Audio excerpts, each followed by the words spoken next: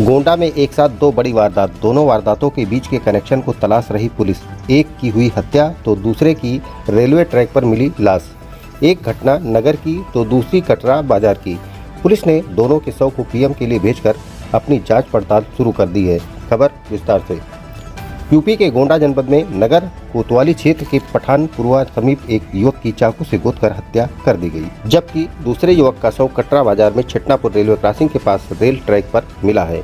दोनों आपस में पट्टीदार थे और रिश्ते में चाचा भतीजा लगते थे। एक ही गांव के दो युवकों की मौत से इलाके में सनसनी फैल गई।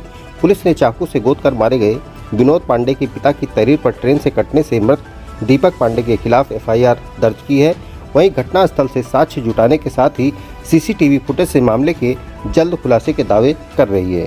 नगर कोतवाली के भट्टा परेड सरकार निवासी राम कुमार पांडे भारतीय स्टेट बैंक में कैशियर हैं। उनका पुत्र विनोद पांडे और बब्बन 22 वर्ष 2 दिन पूर्व देर रात्रि करीब 3 बजे किसी का फोन आने पर बाइक लेकर घर से निकला था। दूसरे दिन सुबह करीब 6 बजे स्थानीय निवासी शिव कुमार पांडे ने नवनिर्मित मेडिकल कॉलेज भवन के पीछे पठानपुरवा में विनोद का शव पड़ा देखकर परिजनों को सूचना दी। पोस्टमार्टम रिपोर्ट के अनुसार विनोद के पेट और कंधे पर चाकू से 23 वार किए जाने की पुष्टि हुई है। उसकी एक चप्पल हाथ में और दूसरी पैर में थी।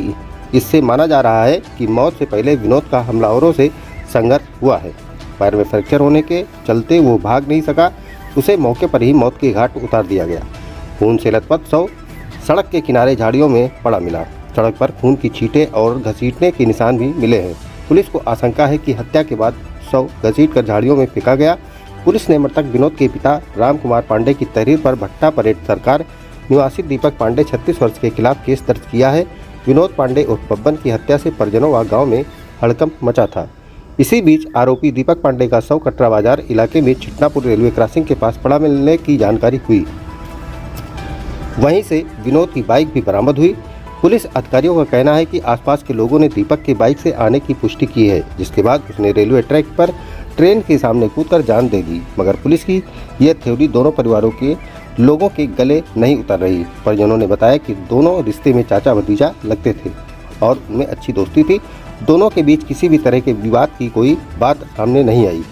SP Vineet Jaiswal, CO city Saurabh Verma समेत अन्य अफसरों ने मौके का जायजा लिया। साथ ही डॉग स्क्वाड और फॉरेंसिक विशेषज्ञों ने मौके से साक्ष्य जुटाए। एसपी विनीत जायसवाल ने बताया कि प्रथम दृष्टया चाकू से हत्या किया जाना प्रतीत होता है। मामले के खुलासे के लिए एसओजी समेत कुल 5 टीमें लगाई गई हैं। आसपास लगे सीसीटीवी कैमरों की फुटेज खंगाली जा रही है। जल्द ही खुलासा किया जाएगा। वहीं इस दोहरे कांड से भट्टा परेड सरकार गांव में मातम पसर गया। विनोद अविवाहित था। उसके परिवार में पिता राम कुमार, मां कृष्णा, बहन संगीता व भाई मनोज पांडे समेत अन्य परिजन हैं। परिजनों ने बताया कि विनोद करीब 6 साल से कैसरगंज के पूर्व सांसद ब्रजभूषण शरण सिंह के भतीजे व नवाबगंज ब्लॉक प्रमुख प्रतिनिधि सुमित भूषण सिंह के साथ रहता था, जबकि दीपक पांडे अपना निजी वाहन चलाकर भरण पोषण करता था। उसके परिवार में पत्नी रीता के अलावा बेटा अनमोल 9 वर्ष और बेटी मान्या 12 वर्ष समेत अन्य हैं। सभी का रो रो कर बुरा हाल है। पुलिस को विनोद की जेब से मोबाइल फोन मिला है, जबकि दीपक का मोबाइल क्षतिग्रस्त पाया गया है। पुलिस टीम मेडिकल कॉलेज व उसके आसपास लगे सीसीटीवी कैमरों की फुटेज खंगाल रही है। साथ ही कॉल डिटेल समेत जरूरी जानकारी जुटाई जा रही है। परिचय देते बताएं, घर में आपके रोना पिटना पड़ा है। वो जो लाश मिली है क्रॉसिंग पे, वो आपके कौन है और क्या है मामला? बोलो भाई। हमें कुछ पता नहीं। कब जानकारी आपको मिली? सुबह। क्या जानकारी मिली? जानकारी मिली कि लाश वहाँ पर पड़ी है। सुबह से हम निकले हैं 10:30 बजे और शाम आई आए। रात में नहीं आए? किससे निकले थे? पैदल। है दूसरे का है। इससे हमसे कोनो बात नहीं। 10:30-11 बजे खाना खाई ना, शाम का नहीं। 6 बजे खत्म हो चुके हैं। साथ में बहुत जने रहा था, सब जो फाड़ी थे। कोनो शक नहीं है कि क्या मारा है?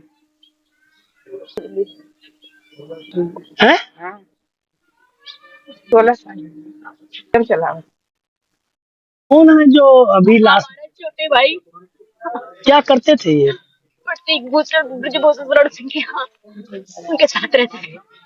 उनके साथ चलते, हमको नहीं पता था उनको बेरहमी से मार डाला जाएगा। कै बजे घर से निकले थे? 3:30 बजे। और फोन आया उनका, बोला क्या, उसने बोला भैया लगी। मुझे नहीं पता था कि वो किसको बोल रहा है भैया फिर बोला चला गया तुरंत वो। मुझे नहीं पता। सुबह एक अंकल आए थे, उसने पापा का पैर छुआ, पापा से बोले आपके बेटे कहाँ, चाचा दद्दन बब्बन कहाँ चले गए? बोले दद्दन बब्बन दोनों लोग सोते भैया। कहती चाचा वो चले गए, निन्नो की लाश पड़ी है, पर वो बताए नहीं। फिर दूसरे हमारे भैया उनका नाम विनय पांडे, उर्फ पांडे, उन्होंने आए तो उसने पूछा घर में लड़ाई हुई थी, हमने कहा नहीं। फिर तुझे हम तुरंत से हो गया कि मेरा ही भाई है, मैं पकड़ के चिल्लाने लगी, मगर मुझे नहीं पता था। वहां पर जब गई मैं देखी तो वो लटपट एक भागने की कोशिश किए थे, एक हाथ में चप्पल, एक पैर में, और उनको गोली हम लोग को सुनाई दी थी जब फायर हुआ था तब। उसके बाद उनको चक्कू से वार किया गया है, और उनको लाश जो थी, कुछ लाश मिली है, वो नेताजी के घर रहते थे, इसलिए उनको लाश छुपाने के लिए बोला गया था, इसलिए उनका मर्डर किया गया है, और कोई कारण नहीं है।